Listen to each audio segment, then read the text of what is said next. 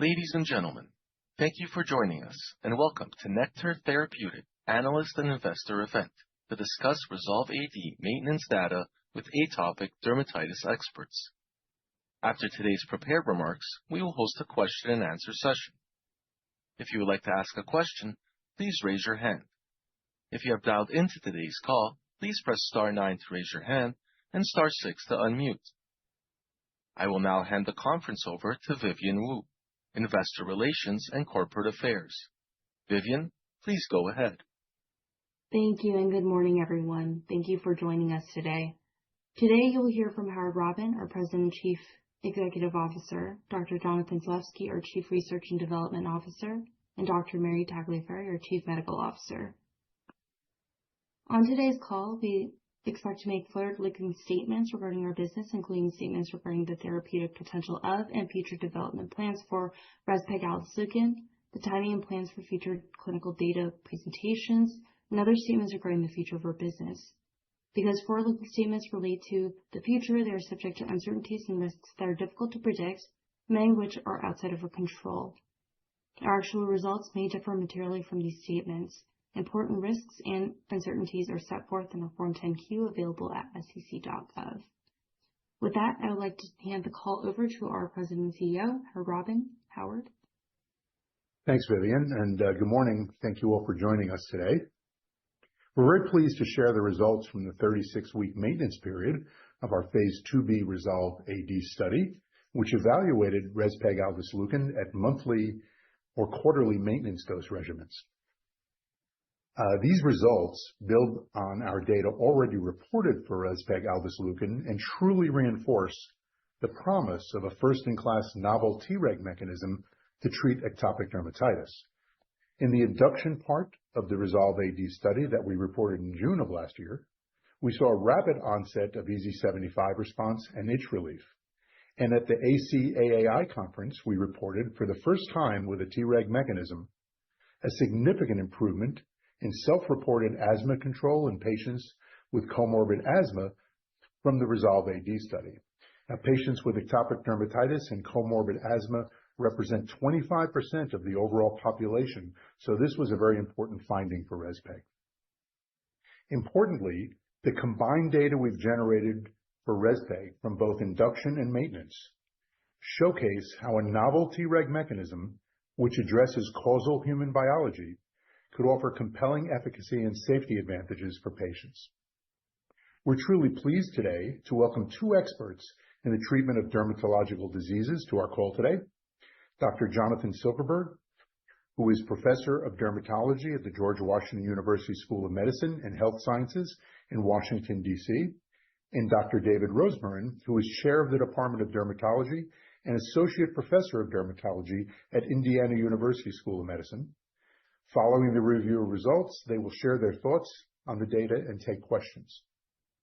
We're planning to initiate Phase 3 in atopic dermatitis in the second quarter of this year, so we can advance this important potential new therapeutic modality to patients as quickly as possible.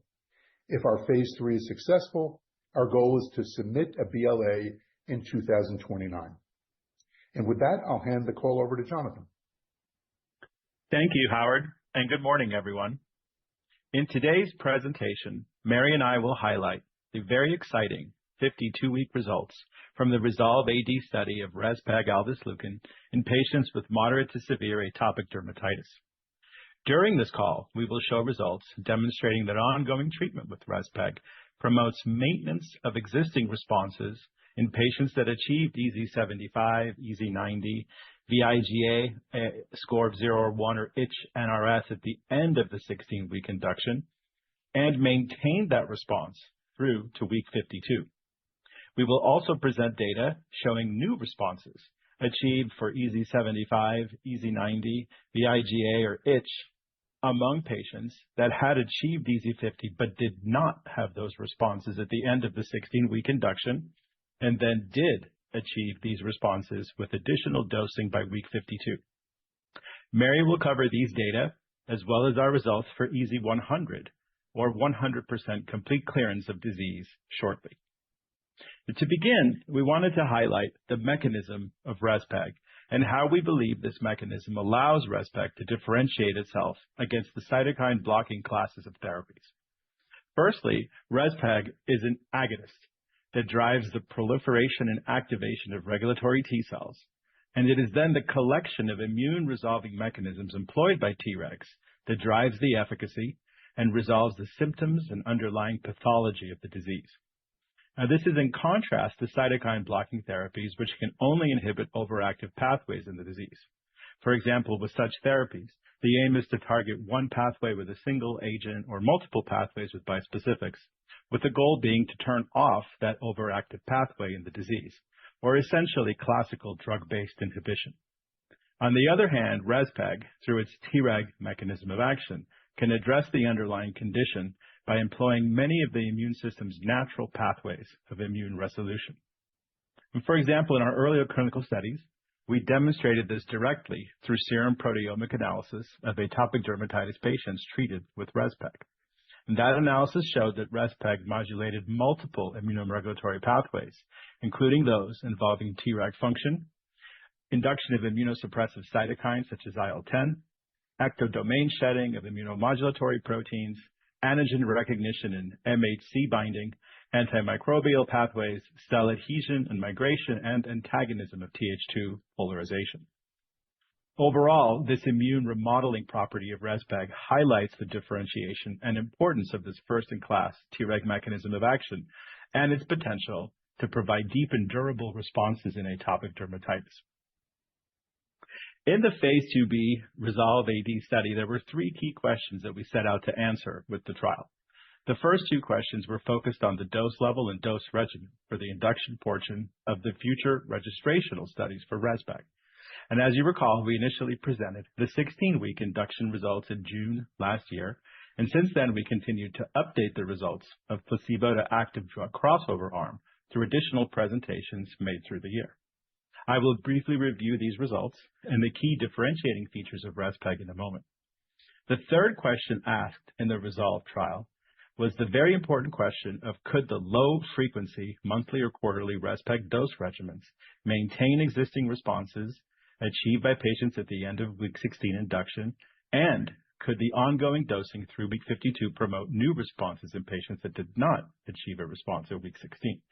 And this exciting data, along with a thorough safety analysis, will be presented by Mary in a moment. So let's briefly review what we have learned to date from the first part of the REZOLVE-AD trial. The results from the 24 microgram per kilogram arm dosed Q2 week have shown us a number of key points for REZPEG. REZPEG has a rapid onset of action for efficacy, and especially for EASI-75 and itch relief. Many patients see these effects after just one or two dose administrations, and this is especially important for itch relief, which is the major driver of quality of life associated with the disease. Helping patients feel better quickly is a critical feature and a highly desirable property of a potential therapy. REZPEG also showed a significant magnitude of itch relief as a single agent without the need for combination with topical corticosteroids. It showed equal efficacy in patients that had either moderate or severe atopic dermatitis at baseline, and besides dupilumab, REZPEG is the only agent that has demonstrated control of self-reported asthma and atopic dermatitis. This population was 25% of our population in the phase 2b and representative of the 1 in 4 patients who have atopic dermatitis and comorbid asthma. From our placebo crossover cohort after induction, we have seen that extended dosing beyond week 16 to week 24 results in further deepening of efficacy across key efficacy endpoints, and from these analyses, we have established 24 microgram per kilogram Q2 week for 24 weeks as our induction dose regimen to be evaluated in phase 3. This is a slide we presented in June 2024, the top-line presentation for the 16-week induction data.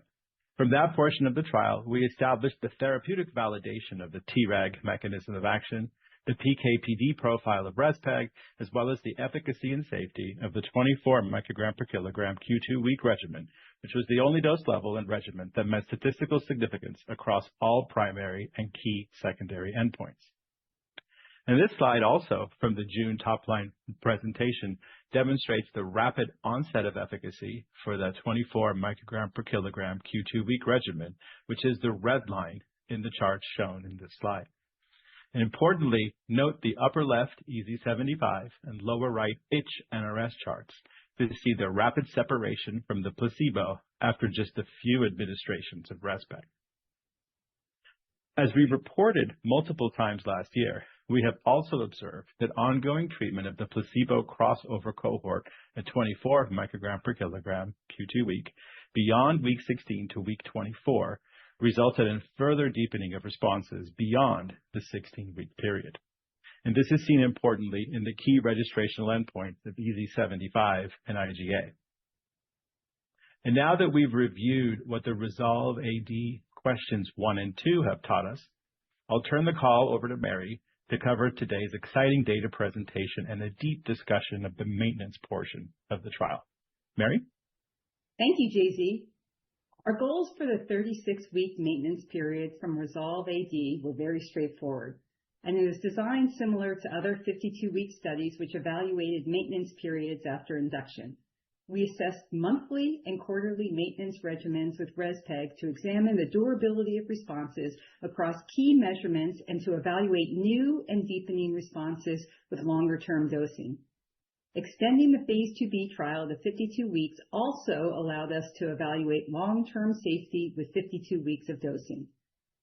Our ultimate goal was to show that less frequent REZPEG dosing sustains clinical responses through to 52 weeks of treatment. When we started the trial, we knew that less frequent monthly or quarterly dosing could establish a more patient-centric regimen for optimal long-term chronic treatment of atopic dermatitis.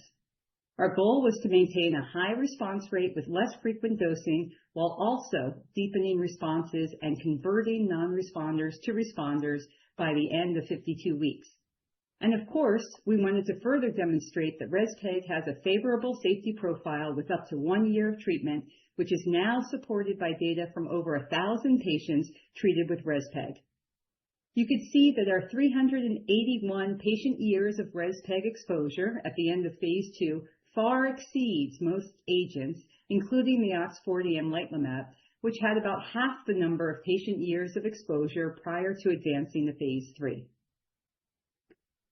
Shown here is the design of the Phase 2b study with 3 REZPEG induction regimens compared to placebo. Following induction, patients who achieved at least EASI-50 in induction were re-randomized to receive the monthly or quarterly maintenance dosing at the same dose level they received in induction. Unlike historical Phase 3 trials that re-randomize patients achieving an EASI-75 and/or IGA response, we intentionally used a lower EASI-50 threshold for re-randomization.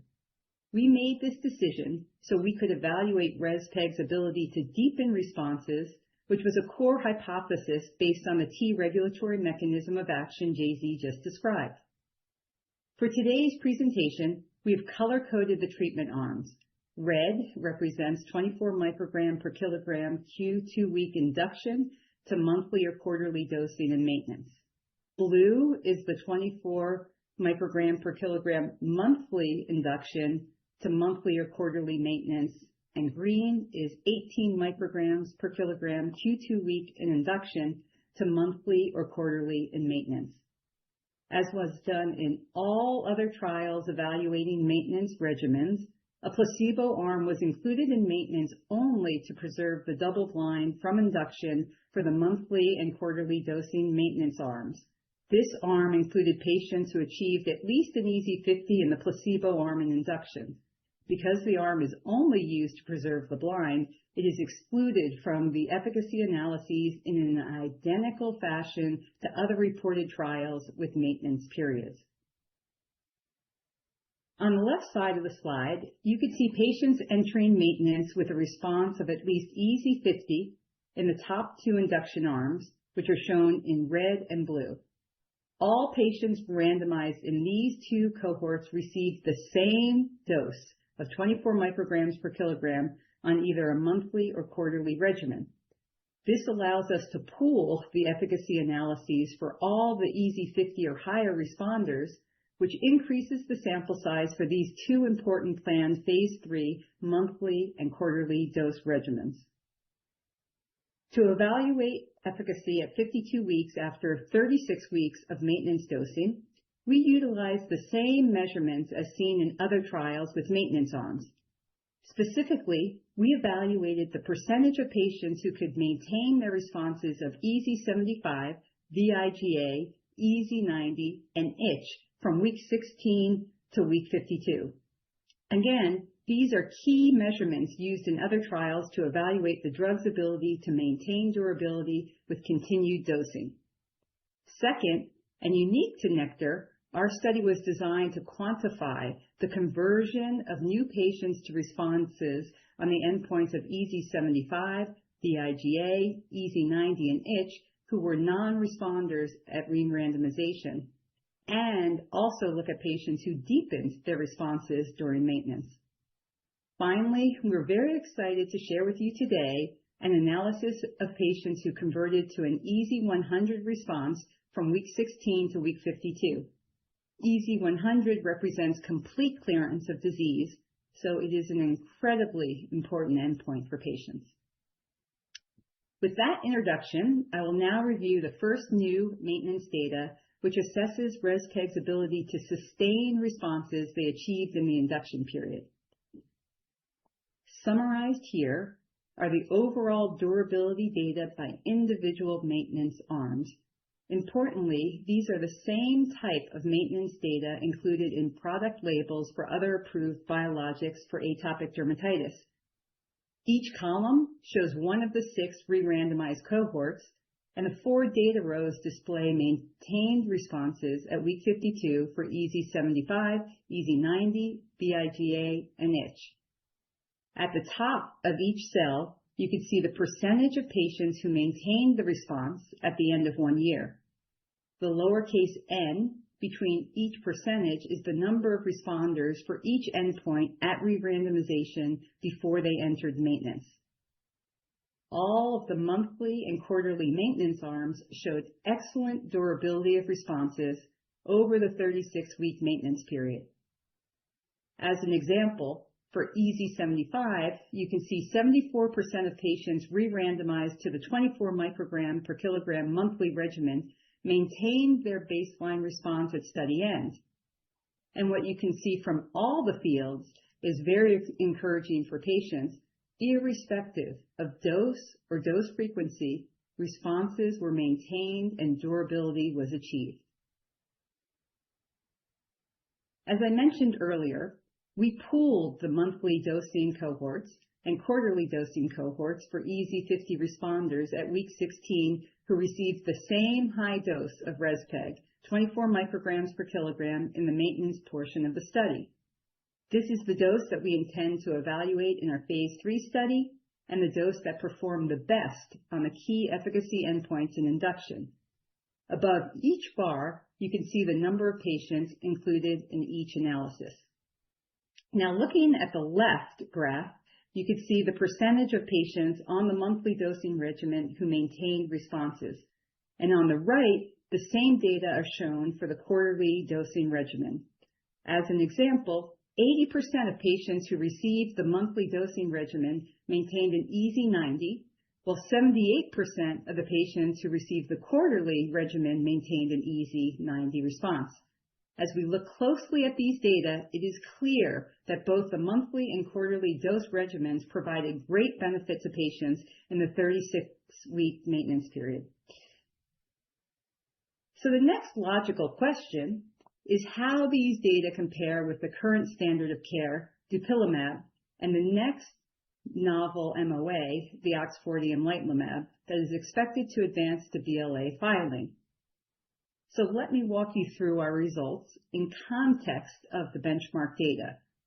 The data on the next few slides for dupilumab is from the SOLO Continue phase 3 trial, where they conducted a 36-week maintenance period following 16 weeks of induction. For amlitelimab, we compared the 36-week maintenance dose from the phase 2 STREAM-AD study that was moved into phase 3. There has been no reported maintenance data yet from the phase 3 trials of amlitelimab. On the left side is a side-by-side comparison for maintaining EASI-75 from week 16 to week 52. You can see that the REZPEG quarterly dose cohort is the same, if not better, when compared to the labeled weekly or every 2-week dose of dupilumab from SOLO-Continue. When compared to Dupi's Q4 week and Q8 week maintenance regimen, the difference is even more pronounced. On the right side of the slide are the proportion of patients who maintained a vIGA from week 16 to week 52. Here, the REZPEG monthly regimen showed excellent durability, with 85% of patients maintaining their vIGA response, compared to 54% on the weekly and every 2-week Dupi regimen. When compared to Dupi's monthly regimen, REZPEG's monthly regimen maintained responses in more than double the patients. On this slide, you can see the comparison for maintaining EASI-90 for both Dupi and enlightenumab, and for achieving an itch NRS response by week 52 for Dupi. There were no analogous itch data reported for enlightenumab from the 36-week maintenance period of their phase 2 study. Again, the appeal of REZPEG's longer dosing regimens is clear when viewed side by side to Dupi and enlightenumab. There were 4 additional analyses published from Dupi's SOLO-Continue trial measuring itch and IGA results. These analyses are not available for enlightenumab. On the top of the slide are 2 graphs showing improvements of itch and IGA where a higher percent score is more favorable. And on the bottom part of the slide, you see worsening of these 2 measurements where a lower percent score is more favorable.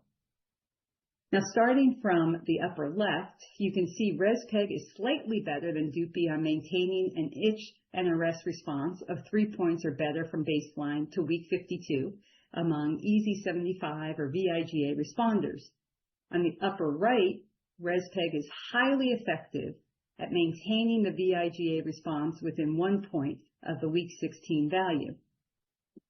On the lower left and right graphs, fewer patients treated with REZPEG experienced worsening of their itch and vIGA scores. These endpoints highlight how REZPEG differentiates from Dupixent.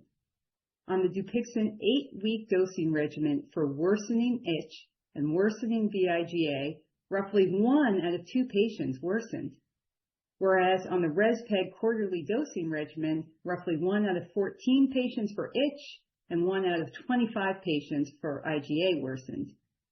These results for REZPEG are highly favorable and underscore the important clinical benefit that this novel MOA could offer patients. Now that we've reviewed REZPEG's ability to maintain responses and how that compares to standard of care, we will now shift focus to REZPEG's ability to achieve new and deepening responses in the patients who were re-randomized to maintenance regimens following induction. Here we are showing the 6 dose cohorts in columns, with 4 rows highlighting the proportion of patients with new responses. On this table, the new EASI-75 responders come from those patients who were EASI-50 to EASI-74 at week 16. And below that row are the new EASI-90 responders, the new vIGA 0 and 1 responders, and the new itch responders. The lowercase n's in each of these fields are the denominator, which equals the total number of non-responders for each endpoint at the time of re-randomization following induction. And what you see is impressive. REZPEG is able to generate new responses and deepening of responses to the existing ones. Now, looking at the pooled monthly and quarterly dose cohorts for 24 micrograms per kilogram that we're going to advance into phase 3, we present here the results for new and deepening responses as bar graphs. Above each bar are the number of non-responders at baseline, and the percentages show the proportion of patients who became new responders. Patients on the monthly regimen are displayed on the left, and those on the quarterly regimen on the right. You can see that of the non-responders at maintenance baseline, 41% and 40% treated with the monthly and quarterly regimens, respectively, converted to become vIGA responders at the end of 52 weeks. These data show that patients treated with REZPEG continue to derive clinical benefit over time beyond the first 16 weeks of therapy.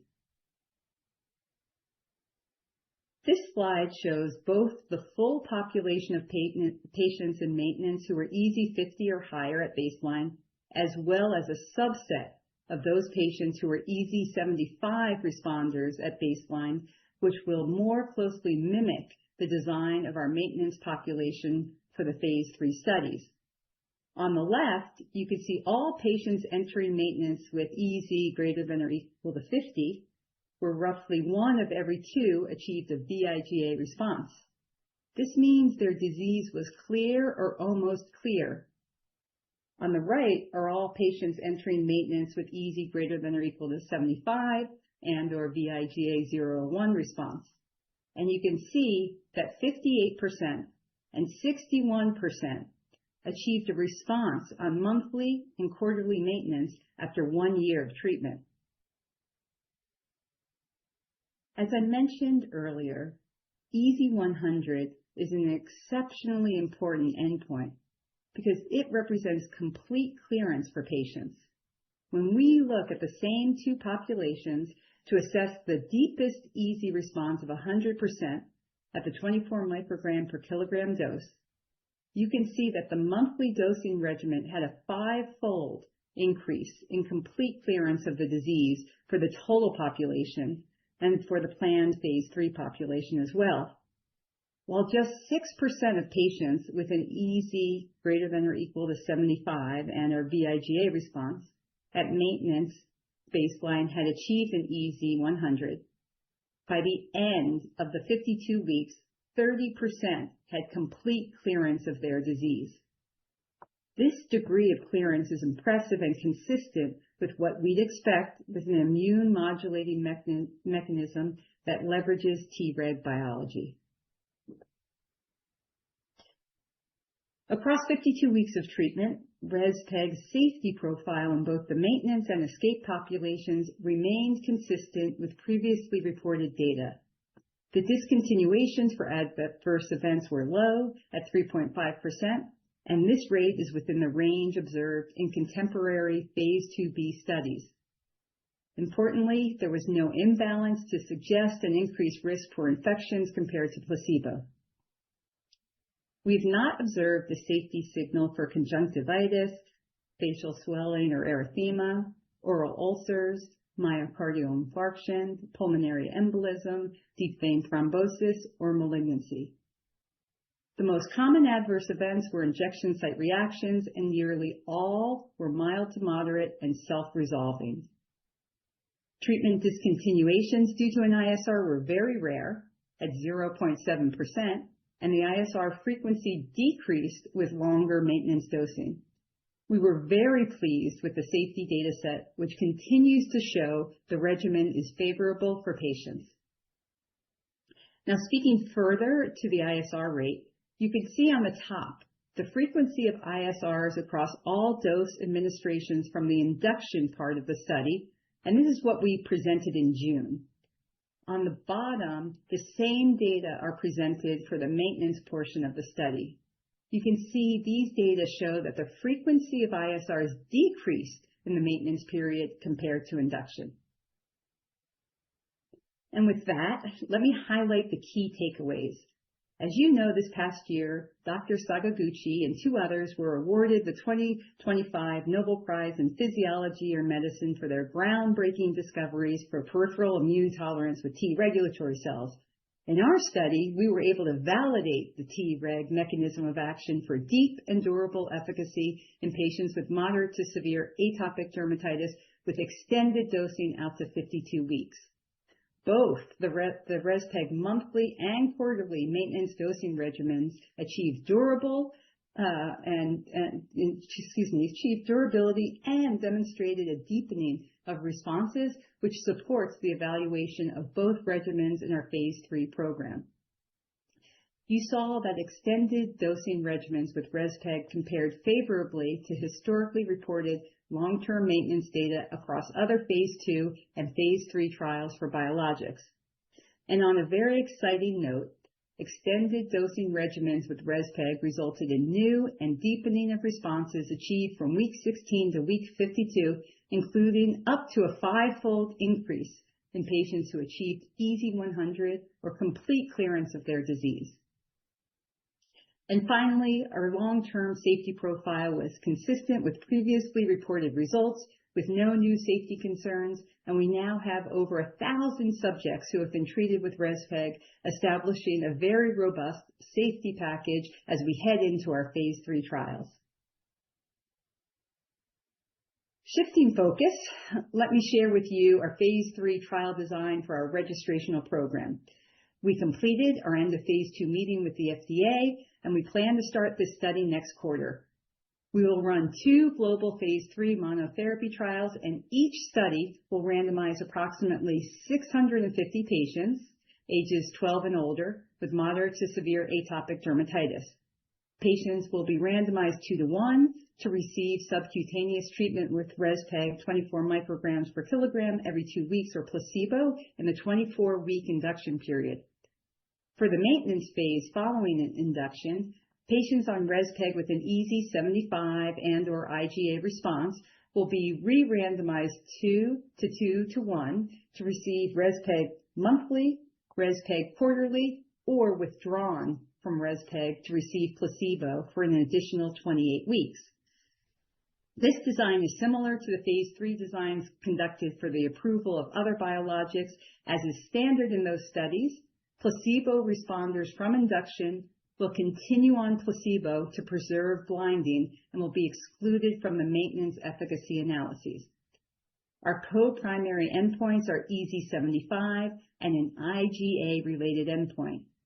We are currently finalizing the target patient population to be enrolled in the phase 3 trials, which is expected to include patients who have not received prior biologics, the biologic-naive patients, and could also include patients who have received prior biologics or JAK inhibitors.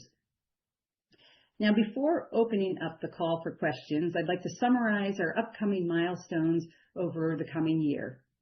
As Howard stated earlier, we plan to start the phase 3 study in atopic dermatitis in Q2 of this year, which will allow us to target a BLA filing in 2029. For data milestones, we plan to present data from REZOLVE-AD, including new translational data, at a medical meeting in the third quarter of this year.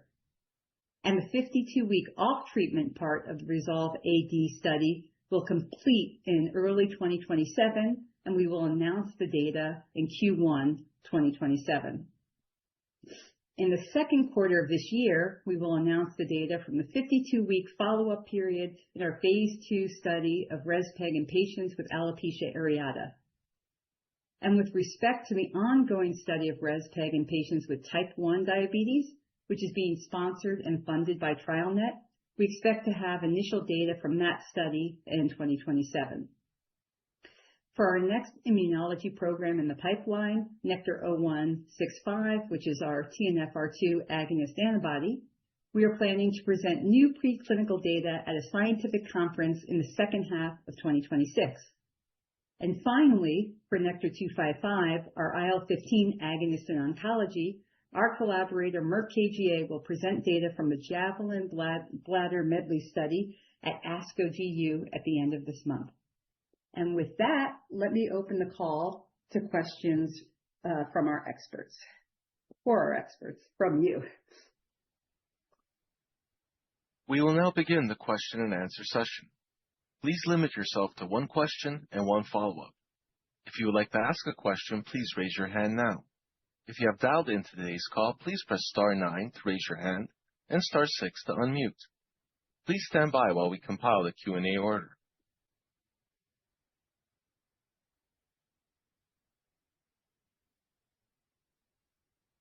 Your first question comes from the line of Yasmeen Rahimi with Piper Sandler. The line is open. Please go ahead. Hey, this is Shannon on for Yaz. Congrats on this awesome data, and thank you so much for taking our question. For the docs on the call, we would love to get your perspectives on the REZPEG data package and how you would expect to use this in practice. David, you want to go first, or should I take a crack at it? Happy to answer. So first of all, I'm happy to use REZPEG, assuming consistency in the phase 3 program, as first-line treatment. I think it's a strong overall package. There are patients who would love to have a Q12-week dosing. I think there are patients who are going to be very excited by this mechanism as well. And the fact that it treats comorbid asthma, the fact that it works in patients who have alopecia areata are bonuses on top of that. And it possesses some advantages that we don't see with other assets currently available. So, I expect to use it both as first line as well as later line treatment in my patients. And again, there are great results here. Jonathan. Agreed. I think what we're seeing here in terms of the data package is, very competitive results compared to, Dupi, other type 2 blockers that are out there. But I think really probably going to shift the conversation and advance the field as we start thinking about the deepening of responses and over time, over that 52-week period. We were talking about it a lot, theoretically for the OX40 and 40 ligands previously, but I think that conversation has changed drastically over recent current events with the OX40 ligand class. And even with that conversation, I'm not sure it ever fully made sense the way it was being discussed there. But looking at these data, I think there really is a very strong argument in that maintenance period, again, for the maintenance of response, but also for the deepening of responses. So, and importantly, you have a very large safety pool at this point in time, which reassures us. Obviously, you need even more data. You want to study even more, all right? And that's why we're moving into phase 3. But I think based on what we know right now, we're quite reassured on the safety. And I think based on that balance of safety and efficacy, this really can be a first-line contender and certainly has a real positioning for the preferred second line as well. Great. Thank you so much. Your next question comes from the line of Julian Harrison with BTIG. Your line is open. Please go ahead. Hi, thank you for taking the questions and congratulations on the data. Maybe first to the dermatologists on the panel, you just asked a similar question, but to get more specific, assuming these results in REZOLVE-AD are replicated in phase 3, what fractions of your biologic eligible atopic dermatitis patients would you expect to eventually be on REZPEG? Jonathan, you want to go first?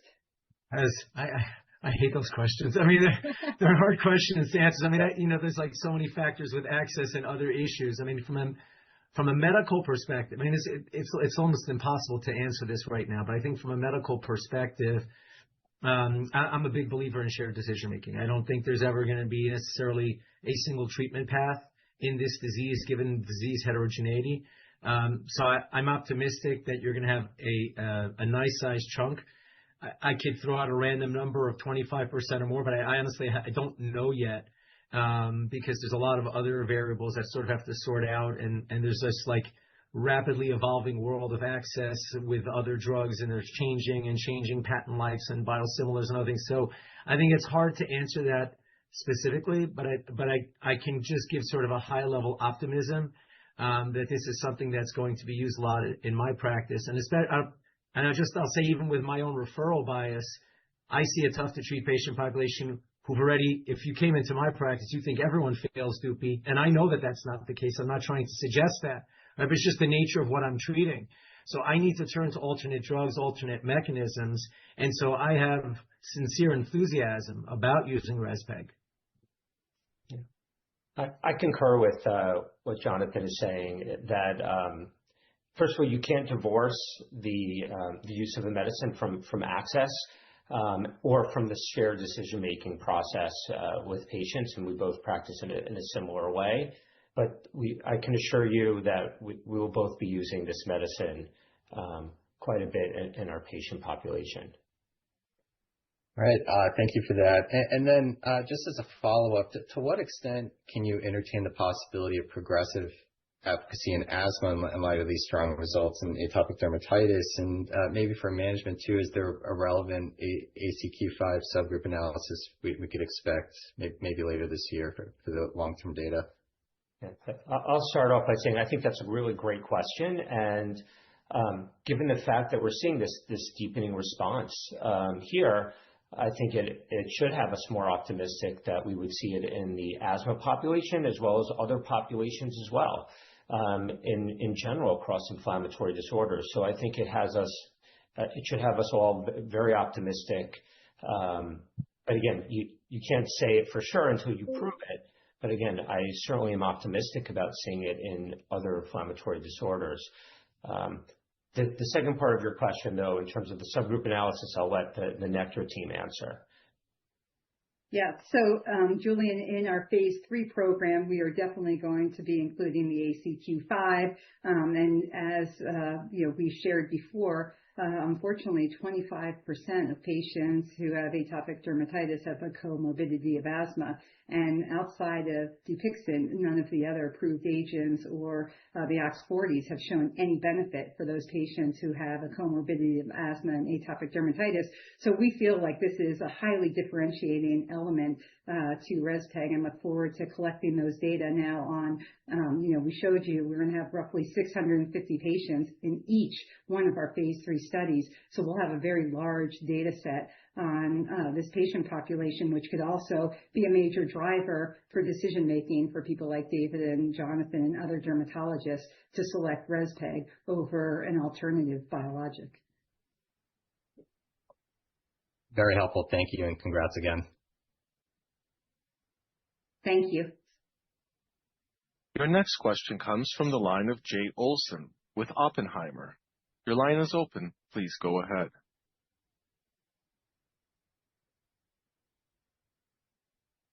Oh, hey, congrats on these impressive results. We had a couple questions. Are there any differences for patients who maintained their response versus those who did not in terms of biomarkers such as Treg levels or other patient characteristics?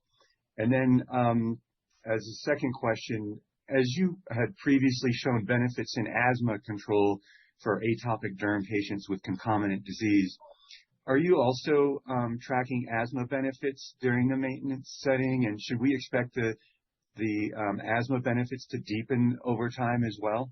Thank you. Daisy, you want to start? Yeah, Mary, I can start with the first one. So, Jay, thank you for the question.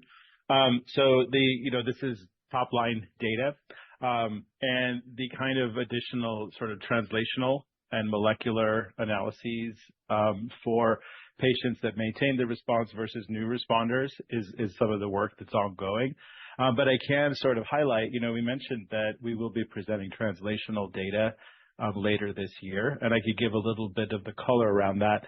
That really is the same kind of translational analysis for patients in the induction, where, if you recall, we had roughly 20% of patients that responded very rapidly after just a single dose of REZPEG and achieved an EASI-50 or deeper response after just one dose.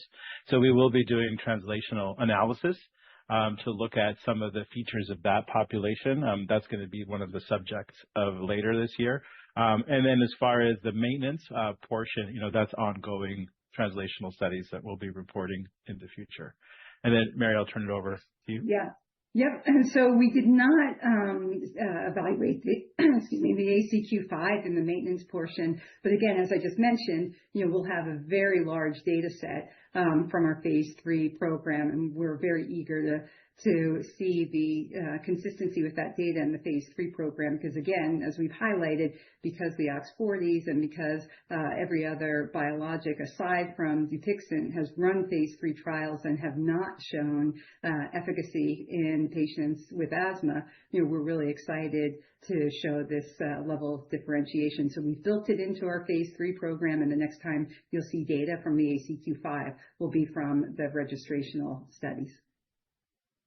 Great. Thank you so much for taking the questions. Congrats again on these results. Thank you. Your next question comes from the line of Roger Song with Jefferies. Your line is open. Please go ahead. Great. Again, congrats for the data. So I got quite a few questions from investors related to the placebo arm of the maintenance cohort performance. Understanding your design is unique compared to others, you don't have the placebo withdrawal arm. So just can you confirm with us, how's the placebo arm perform? Have you ever analyzed the data, and then that in line with other AD maintenance trial, have any of those trials reported the same the placebo arm performance? And I have a follow-up. Thank you. Thanks, Roger. I could fully appreciate people who don't have experience with this indication, not understanding the placebo arm when patients move from induction, have a response, and go into maintenance. It is standard convention, and we've done what every other trial is, completed. When those patients move from induction with a response into the maintenance phase and stay on placebo, those patients are never analyzed for efficacy. They are purely there to ensure you maintain the blind so that the investigators don't know who's on placebo and who's on drug, and the patients don't know who's on placebo and who's on drug. And that's critically important for the integrity of the data set. So no one analyzes the efficacy of those patients. However, there are placebo patients who will be analyzed in our phase 3 program, identical to what has happened in other biologic studies. This is a completely different patient population I want to explain. When in the phase 3, you're randomized to our high dose of REZPEG for 24 weeks. After the 24 weeks, when you move to maintenance, we will re-randomize those patients in a 2-to-2-to-1 fashion, where you will be randomized to the monthly regimen of REZPEG, the quarterly regimen of REZPEG, and then a placebo arm. In that case, those placebo patients have now been withdrawn from drug. And so we will analyze those placebo patients in the phase 3 program. We did not have an analogous population like that in our phase 2b. In the phase 3 program, those data, looking at the two different maintenance doses versus placebo, will go into the label. And so for your investors, Roger, who have any confusion, I would direct them to look at the labels and the published literature for Dupixent and lebrikizumab, and they will very, very clearly see this laid out, that placebo to placebo population was purely maintained for the blind and never analyzed in any other trial.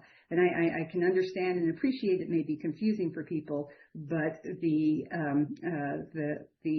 convention and the standard for this group is eminently clear when you look in the labels and you look in the literature. Excellent. Thank you so much for the clarification. Just quick follow-up for the ISR, the report, the data. Can you comment on those patients? They are the same or different patients during the induction versus maintenance, and then how frequent of the ISR for those patients, different between the induction versus maintenance? Because I remember during induction you have the 70% people, maybe more than that, only have 2 or less ISR. Thank you. Yeah, sure. So we actually looked at the number of patients who did not have an ISR in induction and had it in maintenance, and there are only about 6 or 7 new patients out of the total population that entered maintenance that had an ISR in maintenance and not in induction. We also then looked at, just like we did in the induction phase, what proportion of patients had 2 or fewer ISRs in the maintenance phase, and it turned out to be, roughly 73% had 2 or fewer ISRs. And you saw from the data that we just presented, when we looked at the ISRs per injection, the incidence rate of ISRs goes down. I think it's really important for you to hear from Dr. Rosmarin, his experience with a patient who took REZPEG and the ISRs, because the feedback we received from the investigators is really what we see in the data. 0.7% of patients actually dropped out due to an ISR. In the maintenance portion, 0% of patients had a severe ISR. And, these are largely erythematous areas that are non-painful that patients experience, and they don't, have any impact on the patient's ability to continue on treatment. But Dr. Rosmarin has actually treated a patient, and so we'll let him weigh in on what his personal experience has been. So, my patient experienced an ISR redness every time, and it didn't bother him at all because it wasn't painful. And I think that's consistent with my experience treating with a lot of different biologics, is that what patients truly care about is they don't want to be hurt. They don't want pain. And I think that having some redness is not bad to them, but they really don't want to experience frequent painful injections. And so that's been my experience with my patient, and that's what we're seeing with the data. I'd also highlight some other experiences particularly with psoriasis biologics that have higher rates of ISR, that over time they tend to decrease. And we're seeing the same here, that we're seeing a decrease in incidence of the ISRs. Thanks, David. And Jonathan, as a practitioner, can we have you weigh in on, a risk-benefit balance of a drug that causes ISRs, but then doesn't have an association with conjunctivitis or ulcers, and just even what it takes for you to manage a patient that has a severe case of conjunctivitis? Do they have to go off treatment? Do you have to refer them to an ophthalmologist? Can you share a little bit more with us about the management of a patient on Dupixent with the side effect profile that we're aware of? Sure. I think from the way trial data report out using safety reporting, we lump everything together as just under this broad bucket of safety. But to me, I would consider ISR as really more of a tolerability issue than a safety issue. And I think it's something in meaning we're not dealing with something that's going to be life-threatening. We're not dealing with something that's malignancy risk, severe infection risk, opportunistic infection risk, right? Which is, clotting risks like that. These are the safety concerns that we deal with other drugs in the class, or not in the class, I should say, in the field. So we're dealing with something that's really more of a nuisance side effect, and something that in the derm world we deal with. I mean, we deal with this, like I manage sometimes ISRs for neurologic medications in patients who are taking it for Parkinson's or other things like that, right? So this comes up, and I think we're comfortable with this. And to David's point, we see this with other biologics. So I don't think it's something that scares us or intimidates us in any way. And we already have good guidance from the company and what the trialists have used throughout the trial that has worked quite well to keep patients in the trial. In the grand scheme of things, I don't see it as really being a deal breaker in the slightest. I think it's something we'll work through. We have the conjunctivitis issues and the facial erythema and some of the rarer safety concerns that come up with the type 2 blockers like arthralgias and myalgias, et cetera. And that may be also a safety signal even comes up with emolizumab as well. And those are real concerns. And I'll be the first to disclose my referral bias. If you came to my practice, you think every patient who went on Dupi has conjunctivitis. And I know that's not true. I'm not trying to say it is. It's just the reality of what we deal with, and it's not easy to navigate through. And we're sterile compounding eye ointments and trying other things and switching medications. And, sometimes once the cat's out of the bag with the facial erythema, with Dupi, we can't get it back in no matter what class we switch to. I can throw clobetasol ointment at it, and I can't shut it down. So it's I don't know if those are deal breakers for those drugs either, but the point is that they really are a nuisance to deal with in clinical practice, and I don't think something that should be trivialized. And here, if we're trading off and we're getting to injection site reactions, which just of note, right? We're talking about ISRs more so with REZPEG, but the truth is, right, even you look at any of the data for Dupi, Lebri, et cetera, you have a substantial ISR rate there as well. So I think it's something that is going to be easily enough managed. And I think it's going to be part of that shared decision-making conversation that comes up. There's a lot of patients, whether sometimes I don't even think it's justified, but what they pick up on social media, they're scared they're all going to go blind from type 2 blockers. And it's like, I'm trying to convince them they're not. But to have something that doesn't have this conjunctivitis concern, even in theory, is a big deal for a lot of patients.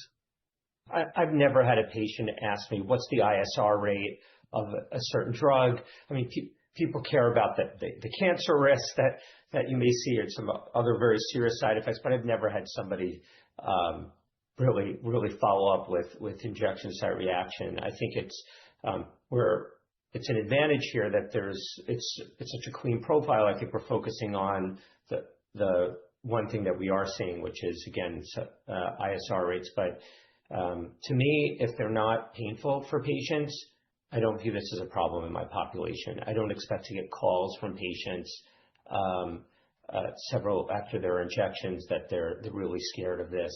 I think if we counsel them that you're going to experience some redness, that's part of how the drug works. I don't think this will be an issue. And I think patients, when they get that initial itch relief, which is very rapid, they're going to be really happy with their outcome. And I want to actually just add 2 points to Dave quickly if we have time. One is just counseling. And I think if you educate the patient, this is not an allergic reaction, there's no reason to come off drug, that's really more important than anything else. But two is keeping in mind, we're seeing some really nice data for the Q12-week maintenance. And that, obviously offers that opportunity to tailor to the individual patient. Because if the patient is doing fantastic clinically, but is getting some ISRs, well, that might be the perfect patient to go to a Q12-week maintenance dose on. And then I don't have to worry about those ISRs, nearly as much. And so I think that's something that's going to be very nice, as much as you might argue, well, just keep everyone on Q4-week long-term. But the Q12-week data looks so good, it really offers that opportunity to balance on the ISRs. Yeah, I completely concur, John. I think that the Q12-week dosing here, I think has been, is going to help a lot of people. And that's going to be very attractive to my patients.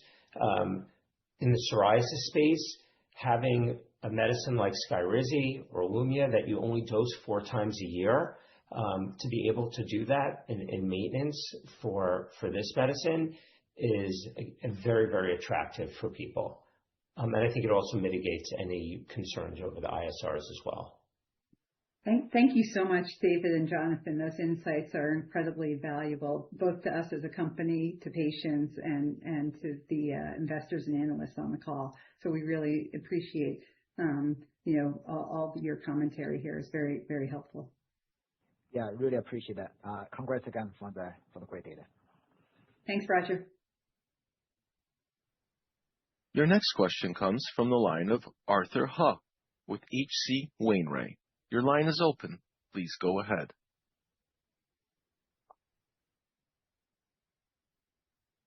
Hey guys, congrats. Really happy for you. I believe like for the AD wise, it's like a horse race. It's not who jump off the first at the gate, right? It's about who finished at the finish line, right? So I guess for 2 questions, one for the team, could you clarify regarding the data on the slide 14, why the IGA 0/1 is about significantly high in the Q12W for the Q4W induction arm? And I had another one for the docs. Can we start out with the docs, Arthur, and then we'll put up the slide? Sure. For the docs, I guess, for the docs, my question is more about the remittive effect of the REZPEG. So given the phase 1b data, we see about like 36 weeks of off-drug treatment efficacy, and these and also today's maintenance data. So how should we think about the data upcoming for the 52-week follow-up we're gonna see next year? And on the separate side, how should we see these impact for the alopecia indication there? Thanks for that. Jonathan, you want to start? Sure. I mean, I think we always have to be very precise and careful when we use terms like remittive effect, because I think they've been tossed around way too loosely in the conversations around OX40 and 40 ligand. But I think what we can be comfortable from what we're seeing, especially with the Q12 week maintenance data, is a nice persistence of effect. Whether that's the longer half-life, or is that a biologic effect because of persistent Tregs that's driving that, or both, I think is a very nuanced translational question that obviously we need more data for. But my expectation is that we're going to probably see, overall good stability clinically over time, whether that's with continued dosing, and probably there will be a subset where you could eventually stop and they're going to be able to maintain that response over time. I think all of us clinically are going to be a little cautious to do that in the real world, because even if I have a drug that shows a high subset of patients where they could have, quote, remission, I have no way of really predicting who that patient is, usually on an individual patient level. So my expectation is I'm going to continuously dose for a good period of time before I really even entertain that conversation. That may be subject to change. Maybe the phase 3 data will look so good that it'll blow my mind and I'll change my entire practice philosophy. But I'm just guessing that that's how I would approach it. But I think that there's something real there. And I think that's really one of the cool parts of the science of Tregs. And I think it's definitely something we want to watch. And I think the same, concept you asked about alopecia areata, I think we already have an indication that there's a longer term persistence in terms of the benefit for alopecia areata. So it's something that we definitely are going to keep an eye on for, but that definitely is one of the value propositions of this drug. Yeah. So regarding alopecia areata, I'm certainly more optimistic that there are going to be at least a cohort of patients that are able to hold their response, especially, again, we only should have more confidence given the current data. In terms of the remittive effect, that has never been, so I completely agree with Jonathan, we have to be careful how we're using the terms. To me, that's not as important as it may allow for the infrequency of dosing. Because this is a chronic disease, patients are going to still need treatment. 3 years later, they're not going to be off drug. They're going to need something. So the fact that we can go to potentially Q12 week is very meaningful and impactful. If we see in a phase 3 those patients who are doing well going on to placebo, maintaining their effect for even longer, that's great.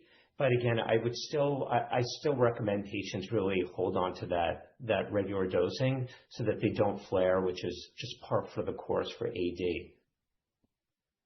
Thank you so much, David. Thank you so much, Jonathan. And then Arthur, to address, I had to pull up slide 14 for myself to address your question about the field and cell where you see N is equal to 13 for VIGA. Just to let you know, we did stratify our re-randomization from induction into the maintenance portion on 3 factors, and they were all based on the EASI. So we did EASI 50 to 74, EASI 75 to 89, and then EASI 90 to 100. And so therefore you can see well-balanced populations based on the EASI, but not on the VIGA. Oh, thank you. Thank you very much. Yeah. Sure thing, Arthur. Thank you. Your next question comes from the line of Mayank Mamtani with B. Riley Securities. Your line is open. Please go ahead. Yes, good morning, team. Thanks for taking our questions and congrats on this study. Yet again, delivering an impressive data set. And I like the Skyrizi analogy. So on the easy 50 versus 75 cutoff, this responder decision that you made to go into maintenance, and you showed some easy 75 and VIGA comparisons on slides 16 and 17 versus peers. If you were to do an apples to apples comparison, like for the 75 cutoff, do you expect that delta to even further grow? Just, also putting in context the phase 1b study where, you just discussed that off treatment, you have the best responders earlier on. And if you can also comment on what the peak 24-week efficacy you're assuming in the phase 3 study, what delta you're hoping for. And then I have a quick follow-up. Yeah, Mayank, I do believe when we go into maintenance in the phase 3 program and we are looking at patients that are the EASI 75 and the VIGA 0 and 1 responders as opposed to EASI 50, I do believe that, we will see those patients doing better. That is, certainly very exciting as well. And then in terms of your second question, JZ did show you slide number 9, which had the increased efficacy from week 16 to week 24. And, you could see, for example, on the EASI 75, 58% of those patients at week 24 were responders. And for the VIGA, you see that 36% were responders at week 24. I believe these data, if they, continue into the phase 3, these are nice benchmarks because they're based on, our own data for REZPEG. Just to let you know, in the phase 3 study, these are not like oncology trials where you are powered just enough to see a difference between one treatment group versus a second treatment group where you're adding on a third medication to 2 already active ones. This is a phase 3 trial compared to placebo that are very well powered, 99.99% powered to see a difference between placebo and drug. And the reason for that is you could run smaller phase 3 trials to evaluate efficacy. But of course, because this is, a disease that, hits 10 million people in the United States, we do need to have a robust safety data set. And therefore, these trials are overpowered to be able to really detect and determine the safety profile, not so much efficacy. So these trials are extremely well powered to detect the difference between the EASI 75 and the IGA between placebo and drug, just to provide you the level of confidence about the design of these trials and the robust power that exists to detect differences. Yep. Thank you. And maybe for Drs. Rosemarin and Dr. Silverberg, just the importance of the EASI 100, complete skin clearance data set. There's not a whole lot of data for biologics.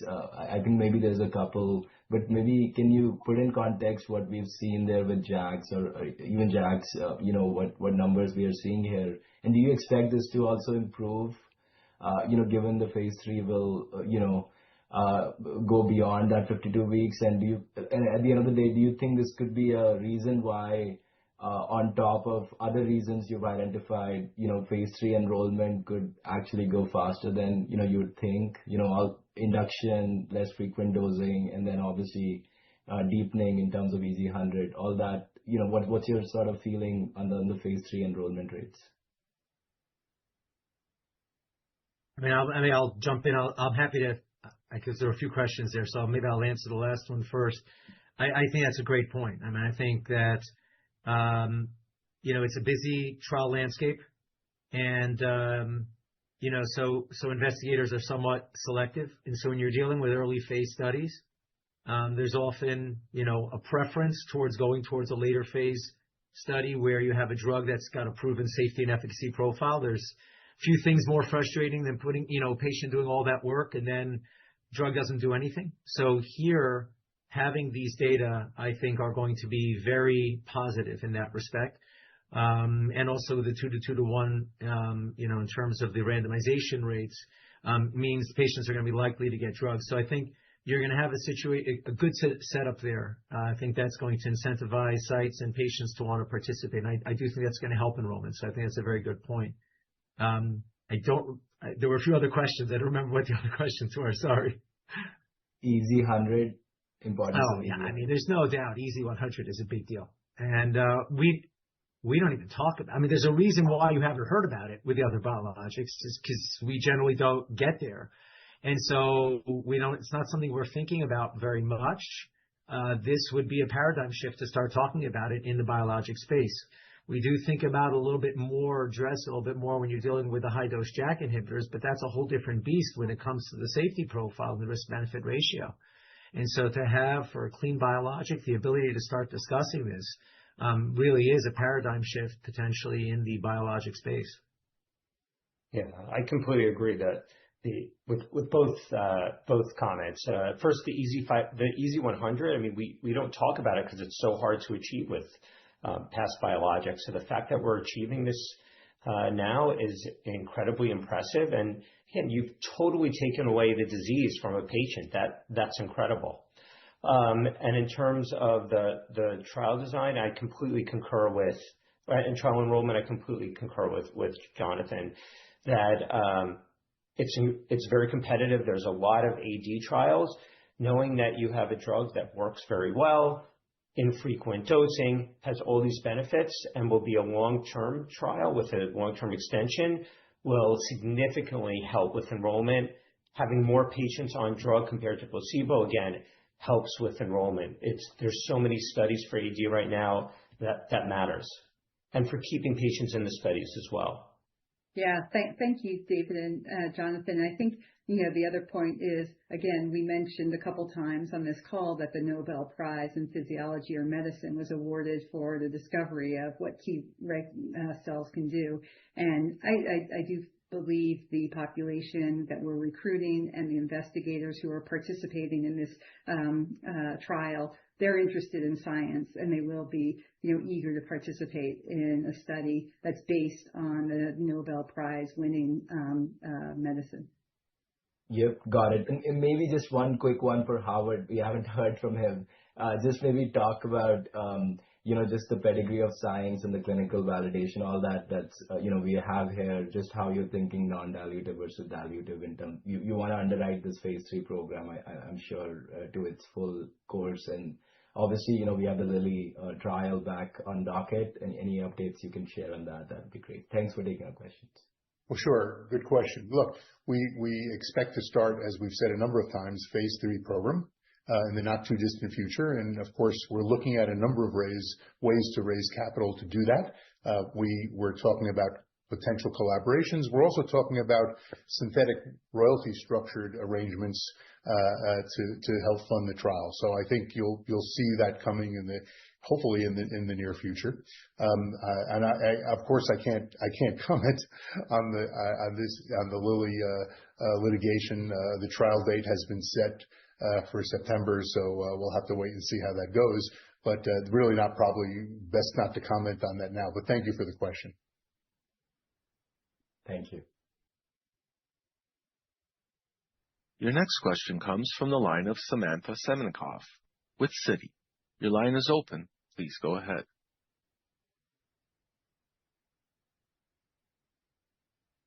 Hi, good morning. Thanks very much for taking the question, and congratulations on the data. Let me add mine as well. I have a couple questions. One is a follow-up on the Q12 weekly regimen and how it performed quite well, better than we had expected. For the team, what is driving that mechanistically, do you think?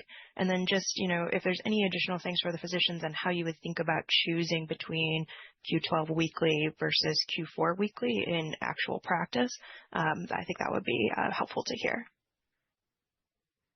Sure. Hey, Sam, happy to take the first question.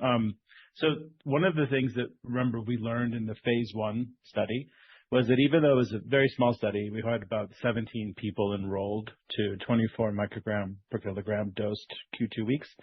And after only 12 weeks of treatment, we withdrew the drug completely and we saw a substantial durability of response, right? So we had, 80% roughly maintenance of IgA response from that study, and like around a 72% maintenance of EASI-75 after only 12 weeks of treatment, without any additional, dosing. And so that kind of was a phenomenon. It replicated studies we did preclinically in mice, but that's not an effect that had been seen before, in a disease setting in people. So when we looked at this data, from this study, the first thing that we saw when Mary presented the maintenance portion of the study was that we already knew you could stop dosing altogether, and the continuation of dosing looked highly durable, right? And very consistent with what we saw in phase 1. So either a monthly or a quarterly regimen was both were effectively almost equally effective at maintaining the responses that were achieved by patients at the end of the 16-week induction. What we saw that was new and different than the phase 1 was that the continuance of dosing caused new responses and deepening. And it drove to the discussion we just had about EASI-100. That's not something we saw in the phase 1. We saw maintenance, but with additional dosing, we saw additional responses in depth added to the maintenance. So that was a big extension to us from what we learned from that early study of drug withdrawal. And when we kind of think about what could be driving it mechanistically, I think it really takes me back as an immunologist to what a Treg can do based on all of the first principles and all of the experiments that have been done through the decades since, Shimon first discovered these cells in the mid-90s. We know that they can have a very long lifespan in tissue. It's a little controversial because, as you can imagine, it's hard to measure cell lifespan in a distal tissue in an organ. But some studies have reported that Tregs can live as much as 10 years in tissue. And we know that they don't like inflammation. So when there's high inflammation, they tend to have a short lifespan. But when the inflammation is low, they can live even longer. And we see that we're getting disease resolution. So we're clearly fixing the inflammation in the skin. And then there could be a very long-lasting lifespan of the Tregs. That can help explain to me why a once a month or once every 12-week regimen still maintains and allows the deepening to be seen. Also, for us, the Q12 week was important because our hypothesis was that there should be a true drug holiday on a once every 12-week regimen. And that is indeed, what we saw. We only expect about 8 weeks of exposure from a single dose. And so on a Q12 week regimen, again, you're really treating very infrequently. It truly is the promise of an immunomodulatory drug. And its PD substantially outlasts its PK because this PD is driven by cells. And the cells are, active long after the drug is gone. So I'll start by saying that, when am I going to use the Q12 week? Well, if I have a patient who's doing well. So if a patient's at an EASI-75, for example, and again, there is some shared decision-making there, they're going to want to go to Q12 week dosing, and I'm going to be happy to oblige them, and they're going to be, I think, very satisfied with that. I also want to highlight another part of the study that we haven't really touched much on is that the data on the worsening of itch, which was extremely low in the maintenance phase and significantly higher for other medicines, like in the dupilumab studies. And for me, I had plenty of patients who, before their next dose of dupilumab, of any of the biologics, and particularly even the JAK inhibitors, right before they're taking the next dose of their JAK inhibitor, they're getting itchy again. And the fact that there's such a significant difference from what we're seeing here with REZPEG, even at the 12-week mark, hardly any worsening of the itch in patients is extremely meaningful to me. Also gives me significant confidence that we can give that Q12 week dosing, especially that's the most sensitive signal is the itch. So that's what I would have you focus your attention to, that we can have real confidence in that dosing schedule. And again, to me, that's particularly impressive data, and I'm through the roof for that particular piece. Yeah, clinically I agree completely. I think from that medical decision-making perspective, I think David's points are spot on. I mean, I would say some of it will probably depend on what that final label shows, right? Because if in the phase 3, if the Q12 looks just as good as the Q4 maintenance after a longer 24-week induction, then we may have a label that says after 24 weeks decrease to Q12, and that is our dose, and that's it. Alternatively, it could be that the Q4 week, the Q12 looks great, but the Q4 week looks a little bit better for certain endpoints, in which case maybe we have the option to use both. For me, bottom line is, as long as the access is available to use continuing Q4 week in that subset, probably small subset who continue to need it, as well as the option in the larger subset to use the Q12 week for maintenance, I think we're going to be in great shape, and the derms are going to be able to easily figure out where to do that. So I think it's great personally, I'd love it if you have the option, but obviously in the labels, it's always a little bit different how you deal with that. But medically, we should be able to navigate that situation very easily. Got it. That's super helpful context. I have one quick follow-up as well, and it's on the response curves, particularly for those that showed a deepening of response. I'm wondering in the data, if you have it, if you're able to see a plateau, patients achieving like a maximal response, or if there's a suggestion that with longer term therapy, which I know we're not doing in this phase 2 study, but with longer term therapy, could you have achieved greater responses approaching like more patients in EASI 90, more patients in EASI 100? Thanks very much for taking the questions. Yeah, we do, see a gradual uptick from week 16 to week 52 on almost all the endpoints, Sam. So JZ and I have looked at these data very closely. I think we shared them with Jonathan and David as well. We do believe there is a possibility for ongoing benefit for these patients. We'll have 2 opportunities to look at that. In the phase 3 program, we are looking at additional dosing in a long-term extension study. And then, of course, even with the phase 2B, we'll be able to follow these patients to see, as with JZ's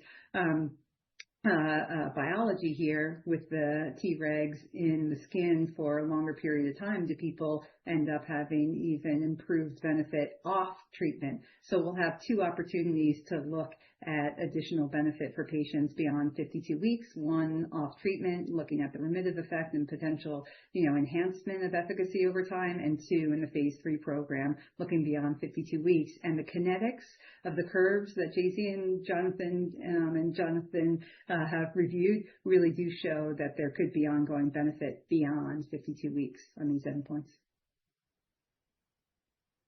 So thank you for asking. There are no further questions at this time. I will now turn the call back to Howard for closing remarks. Thank you. I want to thank everyone for joining us today, and I want to thank our employees for their hard work and commitment in moving this molecule forward in the clinic. We look forward to starting our phase 3 studies in the near future, so please stay tuned. Thank you very much. This concludes today's call. Thank you for attending. You may now disconnect.